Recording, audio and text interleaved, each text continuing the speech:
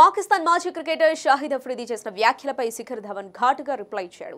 కార్గిల్ యుద్ధంలో ఇండియన్ ఆర్మీతో పోరాడలేకపోయారు. అయినా మీకు సిగ్గు రాలేదు.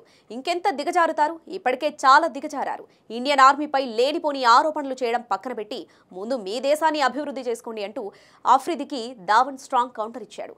అంతకుముందు అఫ్రిది భారత్పై విషం కక్కాడు. భారత్ వైఫల్యం కారణంగానే ఇండియాలో ఉగ్రదాడులు జరుగుతున్నాయని అఫ్రిది వర్స్ట్ స్టేట్మెంట్ పాస్ చేశాడు. భారత ఆర్మీని కించపరిచే విధంగా మాట్లాడాడు. ఇండియన్ గవర్నమెంట్ తమ తప్పుల్ని కప్పిపుచ్చుకునేందుకు ఉగ్రదాడులు జరిగినప్పుడల్లా పాకిస్తాన్ పేరును ప్రస్తావిస్తుంది అంటూ లేనిపోని ఆరోపణలు చేశాడు. అఫ్రిది చేసిన ఈ కామెంట్స్ పై ఇప్పటికే హైదరాబాద్ ఎంపీ అసదుద్దీన్ ఓవైసీ ధీటుగా బదిలిచ్చాడు. వాడో పెద్ద జోకర్, దేనికి పనికిరాడు అంటూ అఫ్రిదిపై ఓవైసీ ఆగ్రహం వ్యక్తం చేశాడు.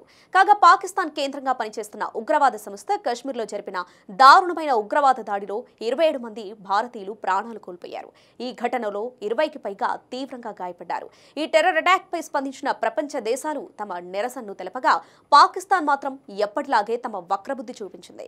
దీంతో సొంత దేశ ప్రజల నుంచే పాక్ ప్రభుత్వం మాటలు పడాల్సి వచ్చింది. పాక్ మాజీ cricket player Danish Kaneria Pakistan ప్రభుత్వాన్ని, ఆ దేశ ప్రధాని నవాజ్ షరీఫ్ ని నిందించాడు.